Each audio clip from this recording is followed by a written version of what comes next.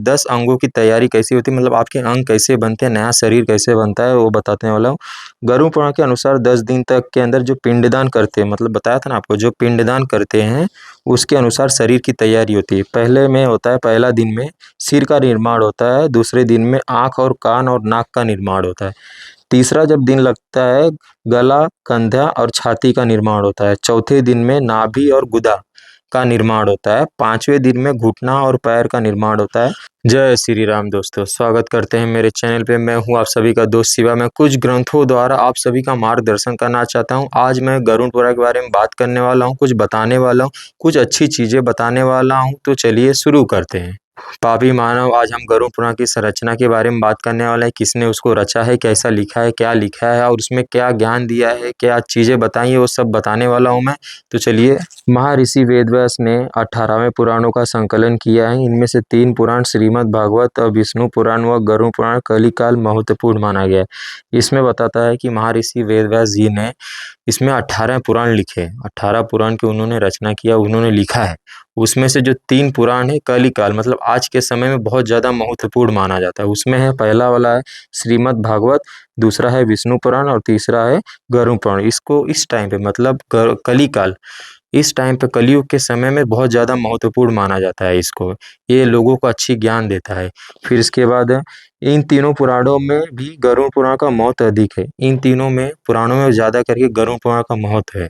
इसमें इसलिए महत्व है कि गरुड़ पुराण में हमें जीवन कैसे जीना है, क्या करना चाहिए, अच्छे कर्म, बुरे कर्म सब सिखाता है। कब सब बताता है कि मरने के बाद क्या होगा, जीवित रहोगे तो क्या करना चाहिए, क्या नहीं करना चाहिए, इसमें बताता है हमको।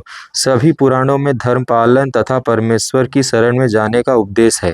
मतलब जो सभी जितने भी पुराण हैं उसमें आप परमेश्वर के पास जाने का सब, मतलब एक उपाय है। आप जा सकते हो, कैसे पूजा पाठ करके, आप अच्छे कर्म करके, कैसे भी करके आप उनके पास जा सकते हो। इस सब में लिखा है। गरुड़ पुराण के सात्विक वर्ग के पुराणों की श्रेणी में आता है। गरुड़ पुराण के सात्विक वर्ग में श्रेणी में आता है। इसका मतलब है सात्विक एक वर्ग है, 3 वर्ग है। इसमें एक सात्विक वर्ग करके है जो विष्णु पुराण मतलब आता है। उसमें विष्णु पुराण आता है, वो विष्णु जी का है। तो उसमें विष्णु जी का जितने भी पुराण है सात्विक वर्ग में आता है। तो गरुड़ पुराण विष्णु जी का है, इसके लिए सात्विक वर्ग में आता है। अभी मैं आप सभी को बताया था वर्ग के बारे में, जो 3 वर्ग है, जिसमें जितने भी पुराण है उसके एक वर्ग होते हैं। तो 3 वर्ग में आपको बताता हूँ जो तीनों हैं। एक सात्विक है, एक राजसिक है और एक तामसिक है। पहला सात्विक है जो विष्णु भगवान के आता है, और जो राजसिक है वो ब्रह्मा जी के आता है, और जो तामसिक है वो भगवान शंकर के नाम से आता है। मतलब इन सब का एक श्रेणी है, सात्विक, राजसिक और तामसिक। सबके भगवान के हिसाब से इस जितने भी पुराण हो सबको 3 भागों में बांटा गया है कि ये पुराण इनका है, ये पुराण इनका है और ये पुराण इनका है। मतलब एक बांट दिया गया है, समझे। तो ये 3 वर्ग होते हैं, तीनों वर्ग में तीनों भगवानों के हैं।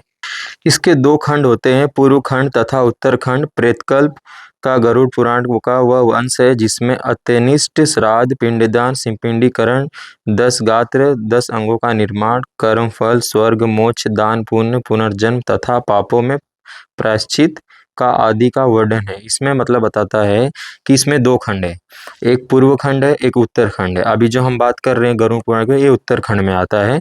इसमें बताया गया कि ये गरुड़ पुराण का जो वंश है, मतलब एक प्रेतकल्प वंश है।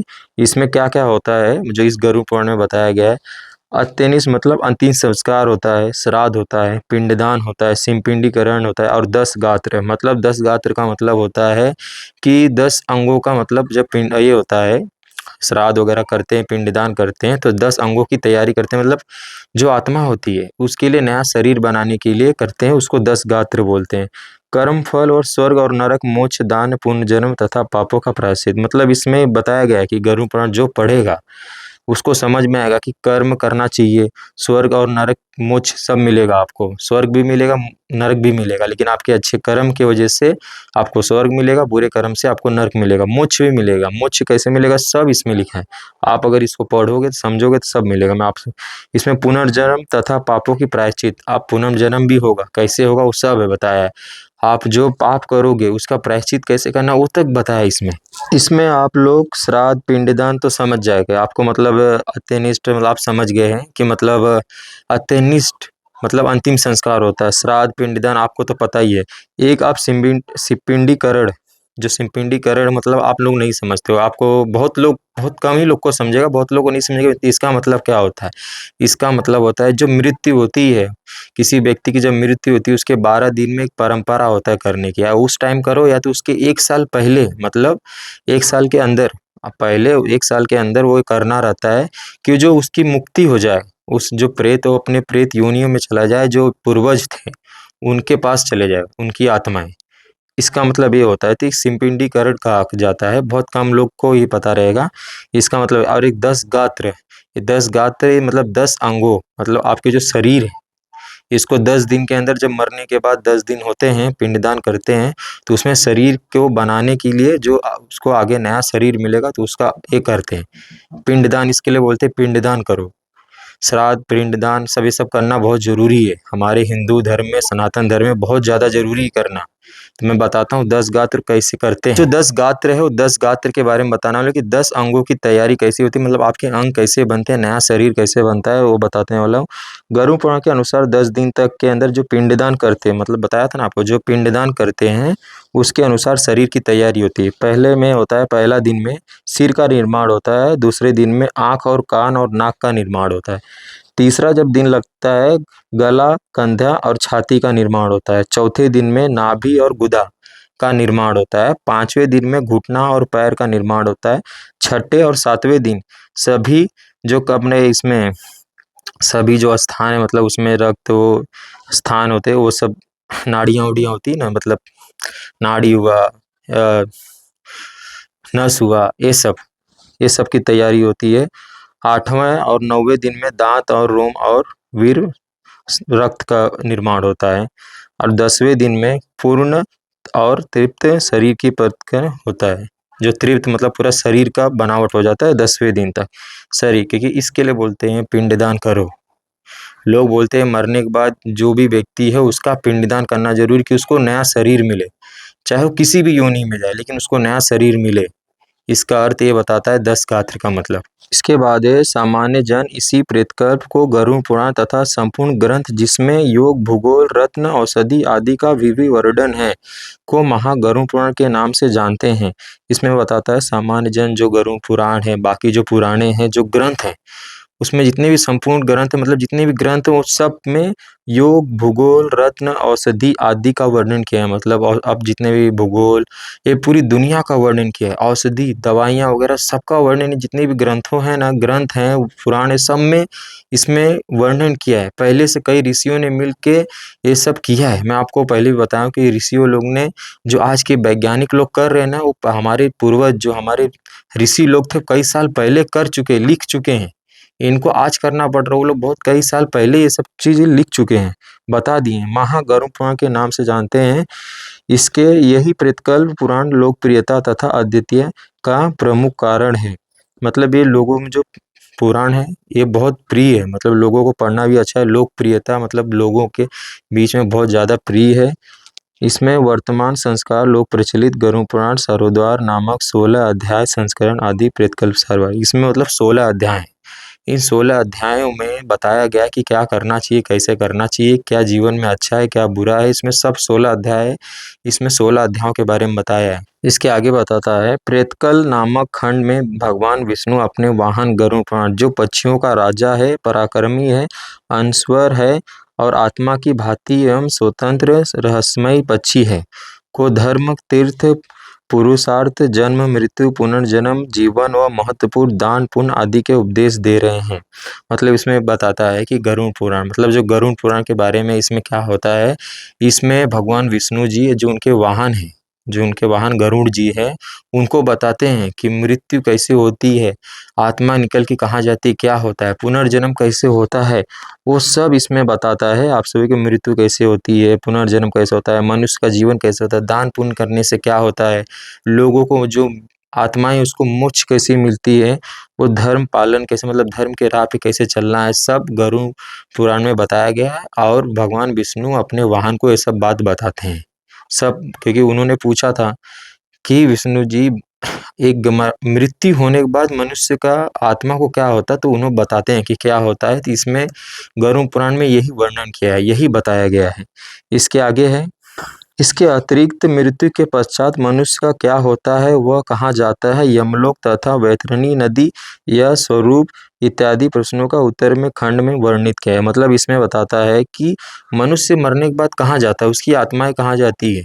शरीर तो नाश हो जाता है, शरीर चाहे किसी भी योनि का रहे वो नाश हो जाता है, आत्माएं कहाँ जाती हैं इसमें बताता है कि उनका क्या होता है, वो पश्चाताप उनको कैसे मिलता है। मनुष्य का क्या होता है, यमलोक जाते हैं कि वो वैतरणी नदी जो नरक की नदी होती है, जिसमें बहुत लोग जाके मतलब जो बुरा कर्म किया रहता है उसमें जाता है, उसके साथ क्या होता है खंड मतलब उसमें वर्णित किया है, इसी में वर्णित किया है इसमें क्या होगा।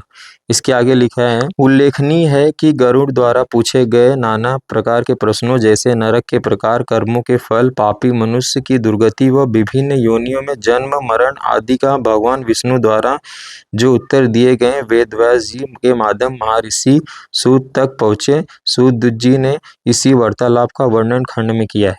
इसमें बताता है कि गरुड़ पुराण जी मतलब जो गरुड़ जी है भगवान विष्णु से सब पूछते हैं कि इंसान का जन्म कैसे होता है, मरण कैसे होता है, वो उनका कर्मों के हिसाब से वो कहाँ जाते हैं, उनका क्या होता है, फिर वो नया जन्म कैसे लेते हैं, वो इस योनि में जाते हैं, उनका कैसा होता है, सब मतलब सवाल पूछते हैं।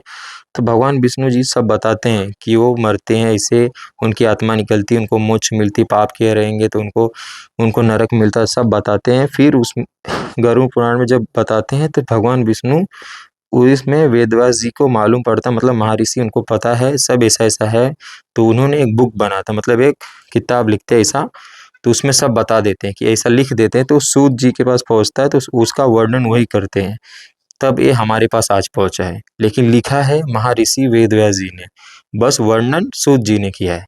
गरुड़ पुराण के 16वें अध्याय को 3 वर्गों में रखा जा सकता है, जैसे पहले से छठे अध्याय तक पिंडदान, शरीरोक्तिक, यमलोक, पुनर्जन्म तथा नरकों का वर्णन।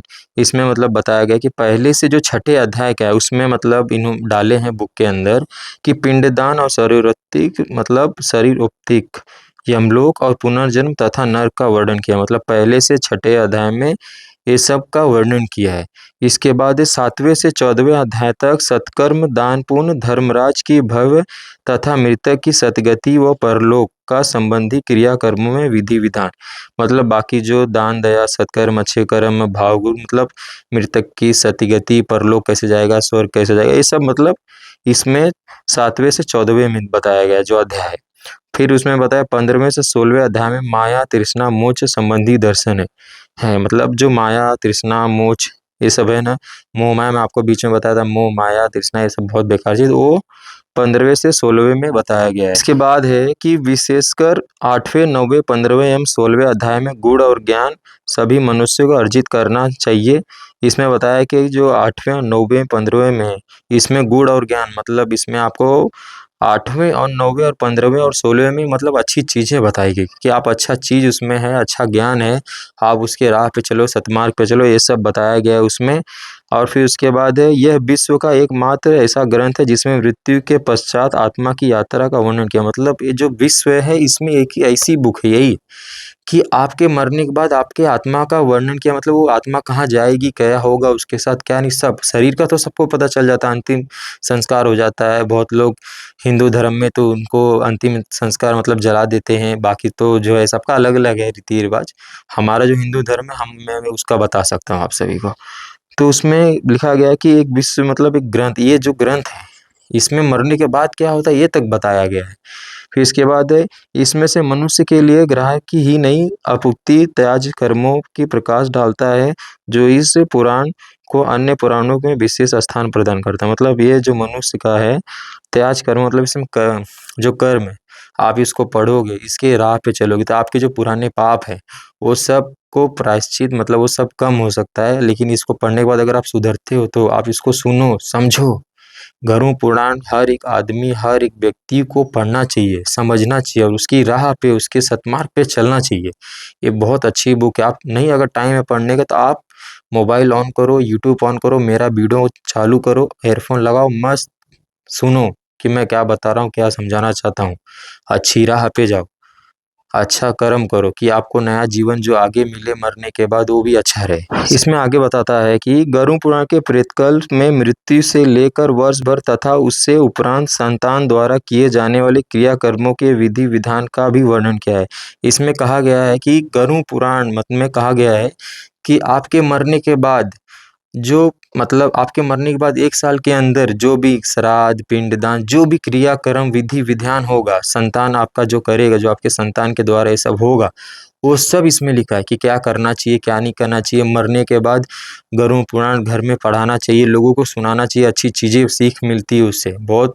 अगर 100 जन भी सुनते हैं, 100 में से 10 जन को भी ये सीख मिलेगी तो 10 जन का भला होगा, समझ में आएगा। इसमें यह बताएगा कि जो संतान रहता है वो कहते 1 साल के अंदर मरने के 1 साल के अंदर वो क्या-क्या करता है सब उसमें इसमें लिखा है, क्या-क्या करना चाहिए। इसके बाद है कि इसमें यमलोक, पाताललोक तथा नरकलोक के रहस्यों का गुण वर्णन है। इसमें कर्मों का फल, उसके नियम, मोक्ष एवं पाप कर्म में प्रतिफल के साथ सन्मार्ग चलने का संदेश भी समाहित है। इसमें लिखा है यमलोक, पाताललोक, नरकलोक आप कैसे जाओगे उसमें वर्णन किया है। मतलब इसमें लिखा गया है कि आपका मरने के बाद, मृत्यु होने के बाद कि आप कौन से लोक जाओगे, आपके कर्म के हिसाब से आप उस लोक में जाओगे। नरक लोक में, यमलोक में नया जीवन मिलेगा आपको, आपके कर्मों से होएगा। मतलब इसका जो आप कर्म किए रहोगे, उसी के कर्म के द्वारा आपको फल मिलेगा, मोक्ष मिलेगा, आपकी आत्माओं को मोक्ष मिलेगी। इसके लिए गरुड़ पुराण पढ़ो, उसकी राह पे चलो, उसको सुनो। मैं आप सभी को एक बात बताता हूँ, पापी मानो अभी भी समझ जाओ, सुधर जाओ, पढ़ो। अगर पढ़ने के लिए टाइम नहीं तो लेकिन सुनो, मैं क्या बताना चाहता हूँ। इसके आगे बताता है कि जो इसमें भगवान विष्णु के अनेक कथानक, स्तुतियाँ, उक्तियाँ, प्रवचन तथा उपदेश यह लोक अर्थ मृत्यु लोक को परलोक से जोड़ते हैं। मतलब इसका अर्थ है कि बताता है कि जो भगवान विष्णु है, जो उनकी कथा है, जो उनकी कथा है, जो सुनता है वो अच्छा रहता है। वो मतलब पृथ्वी लोक से, यमलोक से जोड़ता है। इसमें बताता है स्तुतियाँ मतलब भगवान की भक्ति करना, और जो उक्तियाँ हैं, जो संतों, गुरुओं से जो हम लोग सुनते हैं, कहावतें वगैरह सुनते हैं, अच्छी चीज़ें सीखते हैं वो। और इसमें प्रवचन, हम किसी धर्म ज मतलब अच्छी जगह गए, मंदिर में गए, किसी गुरु का, किसी पंडित मतलब किसी भी जन का, पंडित जो कोई भी इंसान अगर मतलब भगवान के बारे में बता रहा है, ग्रंथों के बारे में बता रहा है, तो ये हमें यमलोक, मृत्युलोक, इस लोक के बारे में मतलब एक जोड़ता है ये सब चीज़ें। ये सब चीज़ें हमें सिखाती है, अच्छी चीज़ें सिखाती है। मृत्यु लोक हमें जो मोक्ष मिलेगा, ये सब चीज़ों को हम सीखेंगे, पढ़ेंगे, समझेंगे, सुनेंगे, प्रवचन सुनेंगे तो हमारे लिए अच्छा है और सुनना चाहिए। आपको टाइम नहीं है, 10 मिनट टाइम है, 20 मिनट टाइम है, आप वीडियो देखो, समझो। नहीं अगर आपके पास टाइम है पढ़ने का, सुनने का, तो कान में ईयरफ़ोन लगा के आप सुनिए ना, सबसे अच्छा है।